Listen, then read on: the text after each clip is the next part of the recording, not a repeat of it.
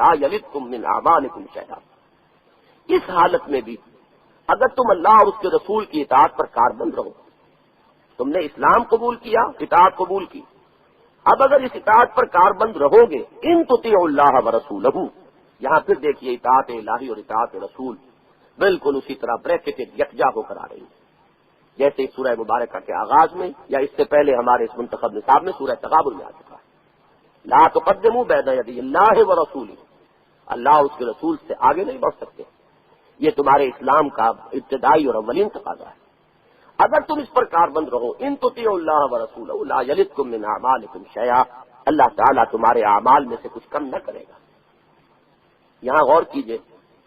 کہ بظاہر بلکہ منطقی طور پر صحیح صورت تو یہ نظر آتی ہے کہ بغیر ایمان کوئی عمل قبول نہ ہو. یہ بات منطقی ہے، معقول ہے، سمجھ میں آتی ہے. یہاں اس کے برعکس بات کہی جا رہی ہے، ایمان کی اس نفی کلی کے باوجود. لیکن غور کیجئے یہ ایمان کی نفی کلی حقیقی ایمان کے اعتبار سے، قانونی ایمان کے اعتبار سے نہیں، اس ایمان حقیقی کی انتہائی مؤکد نفی کے باوجود ان کی اطاعت کو قبول کیا جا رہا ہے اور انہیں یہ اطمینان دلایا جا رہا ہے کہ تمہارے اجر میں سے، ثواب میں سے کوئی کٹوتی نہ ہوگی، کوئی کمی نہ کی جائے گی. لا یلدکم من اعمالکم شیئا. اور دیکھیے آخری جو ٹکڑا ہے آیت کا، اس میں جو اللہ کی صفات کا حوالہ دیا گیا، یہ بات ذہن میں رہنی چاہیے کہ اکثر آیات کے آخر میں اللہ کے اسماء میں سے یا صفات میں سے ایک یا دو، بالعموم دو جوڑوں کی شکل میں آتے ہیں، اور یہ یوں ہی الٹپ نہیں آتے، نعوذ باللہ من ذالک، بلکہ ان میں ایک بڑا گہرا ربط ہوتا ہے ان اسماء یا صفات کا اس آیت کے مضمون سے کہ جس کے آخر میں وہ آ رہے ہیں، کہ یہ اللہ کی شان غفاری اور رحیمی کے طفیل ہے کہ اس حالت کو بھی وہ قبول کر رہا ہے. اس میں بھی اگر اطاعت پر کاربند رہو گے تو اگرچہ اللہ نے تمہیں کان کھول دیے ہیں تمہارے اور سنا دیا ہے تمہیں کہ ایمان تمہارے دلوں میں داخل نہیں ہوا، وہیں ہم اگر اطاعت بھی تم کرو صحیح طور پر، اللہ کی اور اس کے رسول کی اطاعت پر کاربند رہو، تو تمہارے اعمال میں سے کوئی کمی نہ کی جائے گی، اس لیے کہ اللہ غفور ہے، رحیم، بہت بخشنے والا ہے، بہت رحم فرمانے والا ہے. وہ بندوں سے اگر بالکل ناپ تول کا معاملہ کرے تو شاید کسی کی بھی دستگاری نہ ہو سکے، کوئی بھی چھٹکارا نہ پا سکے. وہ بندوں کے ساتھ بہت سی رعایت کا معاملہ کرتا ہے. اگر تم اس حالت میں بھی اطاعت پر کاربند رہو گے تو اللہ تمہارے اعمال کے اجر و ثواب میں سے کوئی کمی نہ کرے. یہاں ذہن میں رکھیے کہ اس آیہ مبارکہ کا مصداق دور نبوی میں تو صرف وہ لوگ تھے جو آخری زمانے میں اس طور سے ایمان لے آئے کہ ایک قبیلے نے بیٹھ کر طے کیا، ایلڈرز آف دی کلین، شیخ قبیلہ، اس کے دو چار بڑے اور افراد آئے وفد کی صورت میں، انہوں نے اطاعت کی، اسلام لے آئے، تو گویا کہ پورا قبیلہ اسلام لے آیا. اب ظاہر بات ہے کہ اس حالت میں وہ دل کی دنیا کی تبدیلی اللہ جس کی کر دے، لیکن سب کی اس طرح بیٹھے بٹھائے تبدیلی تو نہیں ہو جاتی، وہ تو ایک بالکل دوسرا مرحلہ ہے. لہذا یہ صرف اس آخری دور میں جو لوگ ایمان لانے والے تھے ان میں سے کچھ لوگوں کے نقشے کا نقشہ ان آیات مبارکہ میں کھینچا گیا. لیکن بعد کے ادوار میں آنے والے مسلمانوں میں سے اکثریت کا حال یہ ذہن میں رکھیے کہ وہ جب رو چلی اس وقت سب لوگ اس ایمان لا رہے ہیں، اسلام لا رہے ہیں، تو لوگ اسلام لے آئے. اسی طرح جب نسل بعد نسل اسلام کا معاملہ چلا ہے، ایک مسلمان کے گھر میں جو پیدا ہوا مسلمان، اس کی اگلی نسل چلی مسلمان، تو نسل بعد نسل جو اسلام آیا ہے اور اس نے جو ایک امت اور ایک قوم کی شکل اختیار کی ہے، تو اکثر کا حال یہی ہے، وہ ایمان شعوری، وہ اللہ تعالیٰ کے وجود اور اس کے صفات پر یقین کی کیفیت، وہ انسان کے شعور میں اور اس کے قلب و ذہن میں ان حقائق کا اجاگر ہونا، شاذ لوگ ہوتے ہیں کہ جن کو یہ کیفیت نصیب ہو. یہ اس سے پہلے سورہ آل عمران کے آیت کے آخری آیات کے درس کے ضمن میں عرض کیا جا چکا ہے کہ وہ تقلیدی ایمان تو پھر بھی کچھ لوگوں کو حاصل ہو جاتا ہے، لیکن وہ اکتسابی اور شعوری ایمان یہ تو شاذ ہوتے ہیں، انگلیوں پر گننے جانے کے قابل کہ جنہیں وہ کیفیت حاصل ہو. اکثر و بیشتر کا معاملہ جو مشابہ ہے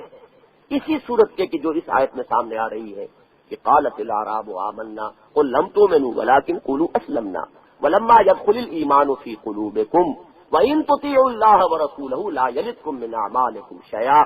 اس میں ہمارے لیے بڑی نوید جافزا ہے، بڑی خوشخبری ہے، بڑی بشارت ہے کہ اگر ہم اپنے باطن میں جھانکیں اور یہ محسوس کریں کہ وہ مثبت حقیقت ایمان کی وہ یقین کی کیفیت، وہ نور ایمان، اس سے تو ہمیں حصہ نہیں ملا، اس سے ہم تہی دامن اور تہی دست ہیں، تب بھی مایوسی کی بات نہیں۔ اللہ کی شان رحیمی اور غفاری کا معاملہ یہ آ رہا ہے کہ اس حالت میں بھی اگر اطاعت پر کاربند رہے، اللہ اور اس کے رسول کی اطاعت، اگرچہ یہ بات واضح رہے کہ یہ اطاعت جو ہے جزوی اطاعت نہیں، کلی اطاعت مطلوب ہے۔ اطاعت صرف وہی قرار دی جائے گی جس میں پوری اطاعت ہو۔ یہ نہیں ہے کہ جو چیز پسند آ گئی اس کی اطاعت کر لی، اور جو بات کٹھن نظر آئی یا طبیعت کے کچھ کے لیے کچھ ناگوار ہوئی تو اس میں اس اطاعت کا قلادہ گردن سے اتارنے کا وہ اطاعت مطلوب نہیں ہے، اطاعت کلی۔ ورنہ تو معاملہ وہ ہوگا جو سورہ بقرہ میں آیا کہ افتؤمنون ببعض الکتاب وتکفرون ببعض فما جزاء من يفعل ذلك منكم الا خزي في الحیاة الدنیا ویوم القیامة یردون الى اشد العذاب وما اللہ بغافل عما تعملون۔ کیا تم ہمارے احکام، ہماری کتاب، ہماری شریعت کے ایک حصے کو مانتے اور ایک کو نہیں مانتے؟ ایک حکم سر آنکھوں پر اور دوسرا حکم پاؤں تلے؟ اگر تم یہ کرو گے تو جان لو کہ کوئی اور سزا نہیں ہے ان کی کہ جو اس جرم کا ارتکاب کرے، سوائے اس کے کہ دنیا میں انہیں ذلیل و رسوا کر دیا جائے اور آخرت میں شدید ترین عذاب میں جھونک دیا جائے۔ اور کان کھول کر سن لو، اللہ غافل نہیں ہے، بے خبر نہیں ہے اس سے کہ جو کچھ تم کر رہے ہیں۔ تو معلوم ہوا جزوی اطاعت نہیں ہے، اطاعت کلی۔ اگر اس اطاعت پر کاربند رہیں تو اللہ تعالیٰ نے اپنی شان غفاری اور رحیمی کے طفیل ہمیں یہ اطمینان دلایا کہ ہمارے ان اعمال کی جزا میں سے وہ کچھ کاٹے گا نہیں۔ اس میں ایک پہلو اور بھی ہے، یہ اطاعت کاملہ جیسا کہ میں پہلے عرض کر چکا ہوں حقیقت ایمان کے ضمن میں، اگر اس اطاعت پر مسلسل عمل رہے تو اس کے نتیجے میں بھی ایک ایمان پیدا ہو جاتا ہے۔ جس طریقے سے انسان کا باطن اس کے ظاہر پر اثر ڈالتا ہے، اسی طرح انسان کا خارج جو ہے اس کے باطن پر بھی اثر ڈالتا ہے۔ اگر ایک انسان مسلسل اطاعت خداوندی، اطاعت رسول پر کاربند رہے، اس کے نتیجے میں ایک یقین کی کیفیت، ایک ایمان کی کیفیت، چلیے وہ ایمان شعوری کے درجے کو نہ پہنچے، ایک تقلیدی ایمان ہو، لیکن ایک یقین کی کیفیت جو ہے وہ قلب میں پیدا ہو جائے گی۔ اس پہلو سے بھی گویا کہ اس میں ایک منطقی ربط نظر آیا کہ اگر تم اس اطاعت پر کاربند رہو تو تمہارے جزا میں سے کچھ نہ کمی نہ ہوگی، اور اس میں یہ بھی در حقیقت اس کا نتیجہ نکلنے کی توقع ہے کہ وہ ایمان حقیقی سے تم بہرامر ہو جائے۔ یہ ہے وہ آیہ مبارکہ، اور جیسا کہ میں نے عرض کیا اس مقام پر اس کا اصل فائدہ یہ ہے کہ اسلامی ریاست کی بنیاد اسلام پر ہے، ایمان پر نہیں۔ یہاں ایمان کے عدم وجود کا فیصلہ نہیں کیا جا سکتا۔ تکفیر ہو سکتی ہے، کوئی شخص نماز کا منکر ہو گیا، کافر ہو گیا، آپ اسے کاٹ دیجئے اپنے معاشرے سے۔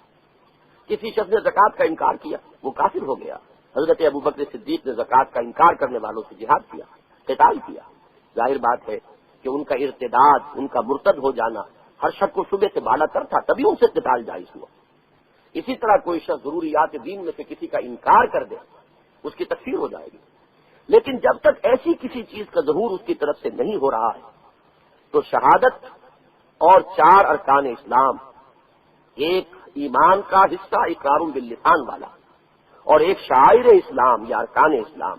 ان کی بنیاد پر کسی کو مسلمان سمجھا جائے گا، مسلمان کا سا معاملہ کیا جائے گا، اسلامی ریاست کا وہ شہری ہوگا۔ وہ اگر نیک ہے، متقی ہے، 5 وقت کا نمازی ہے، تہجد گزار ہے، اس کی عزت زیادہ کی جائے گی۔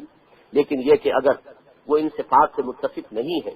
تو اس کی وقت اتنی ہی کم معاشرے میں ہو جائے گی، لیکن قانونی اعتبار سے اس کا اسٹیٹس مساوی رہے گا،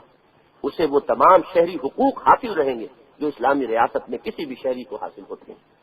اس کی بنیاد پر اس کی شہریت کا معاملہ طے ہوگا۔ قالت الاعراب آمنا قل لم تؤمنوا ولكن قولوا اسلمنا ولما يدخل الايمان في قلوبكم وان تطيعوا الله ورسوله لا يلدكم من اعمالكم شيئا ان الله غفور رحيم۔ اب دیکھیے کس قدر منطقی ربط ہے۔ جب مسئلہ یہ چھڑ گیا کہ اسلام اور ہے، ایمان اور چاہے متعین لوگ تھے ان سے مخاطب کر کے کہلوایا گیا، لیکن بہرحال ایک بات اصولی طور پر سامنے آ گئی کہ ایمان کی مؤکد اور کامل نفی کے باوجود اسلام کا اس بات اور ان کی اطاعت کو قبول کرنے کا کی ایک امید دلا دی گئی۔ لیکن سوال پیدا ہوتا ہے اب خود کہ پھر وہ ایمان کیا ہے، اس کو ڈیفائن کیا جانا چاہیے۔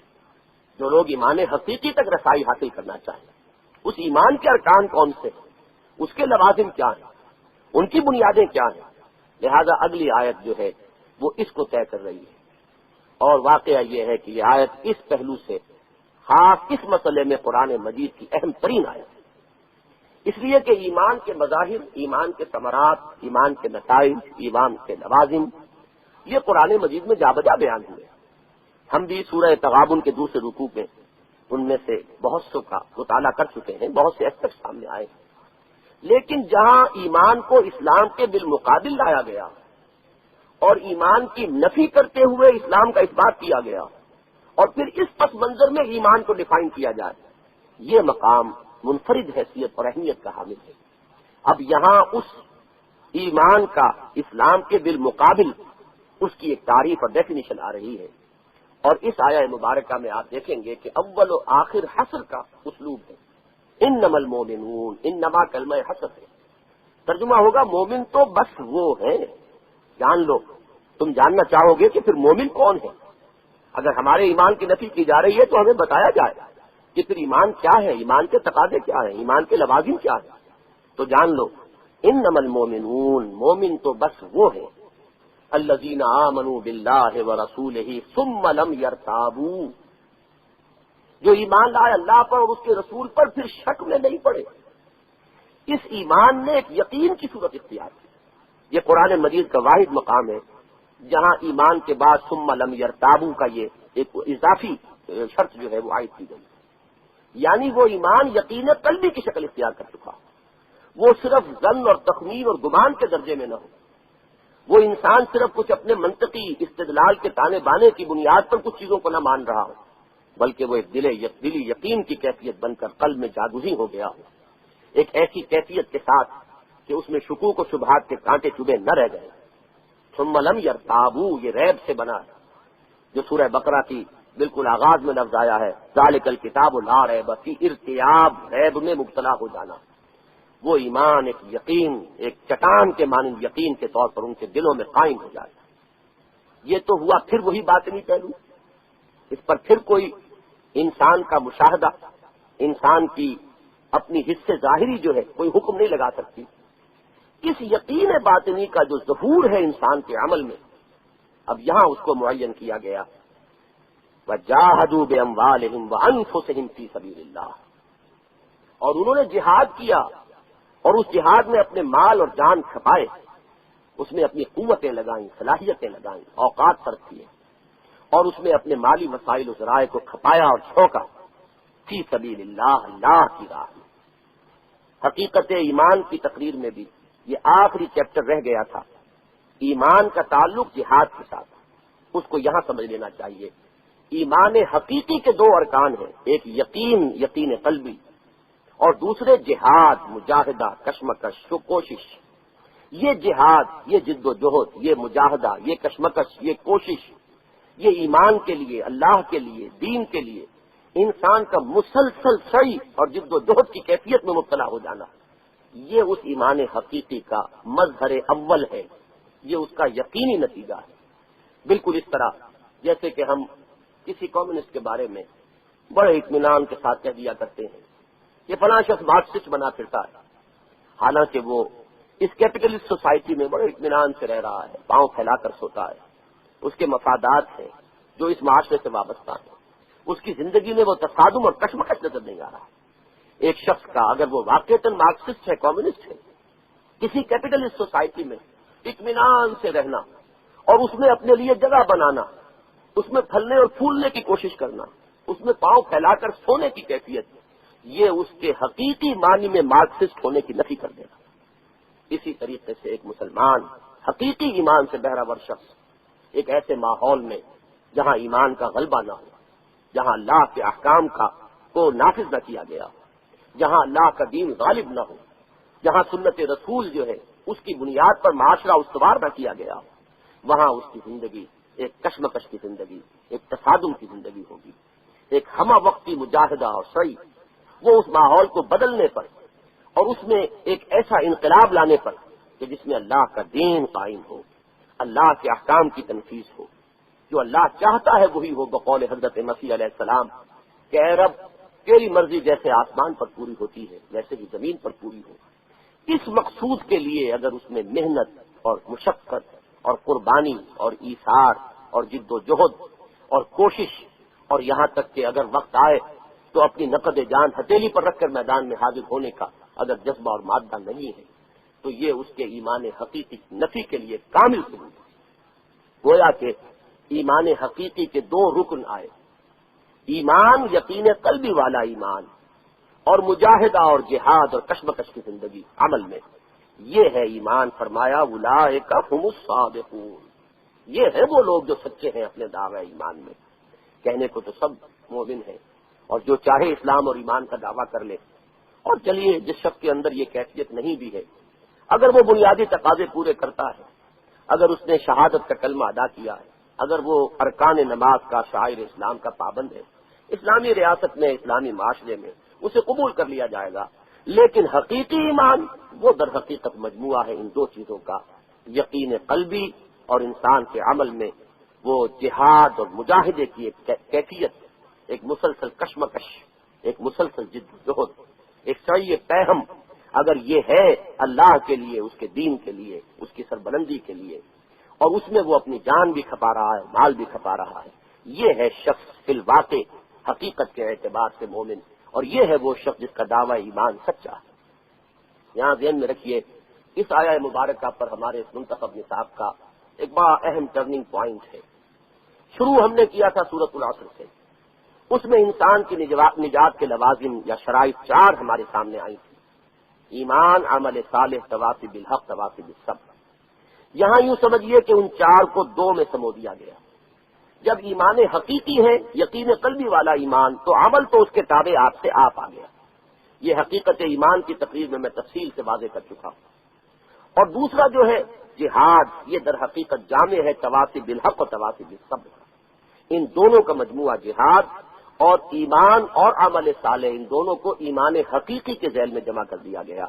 تو اس آیت میں گویا کہ سورہ والعصر کی 4 چیزیں 2 اصطلاحات کی شکل میں سامنے آ رہی ہیں، اور ہمارے اس منتخب نصاب کا جو تیسرا جز، اب چوتھا جز شروع ہونے والا ہے، اس کا مرکزی مضمون، اس کا عنوان جو ہے وہ جہاد ہے۔ جہاد کی حقیقت، جہاد کی غایت اولا، جہاد کی غایت قصویٰ، اس کا ابتدائی مقصد کیا ہے، اس کی انتہائی منزل کیا ہے، اس جہاد کی کیا اہمیت ہے، اس کے لیے کس کس طور سے پکارا گیا ہے، اہل ایمان سے کس طریقے سے اس کا تقاضا کیا گیا ہے، یہ مضامین ہے کہ جو تواصی بالحق کے ذیل میں اب اس منتخب نصاب کے چوتھے حصے میں آنے والے ہیں۔ اس سورہ مبارکہ کی بقیہ آیات کا صرف خلاصہ دیا جا سکتا ہے ان لوگوں کو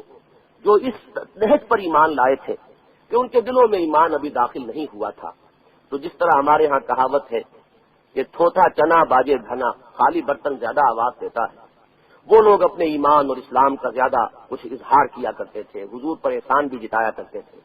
دوسرے تو لڑ بھڑ کر ایمان لائے، ہم نے تو ویسے ہی آپ کی اطاعت قبول کر لی ہے۔ ان آیات میں اس کا نقشہ کھینچا گیا،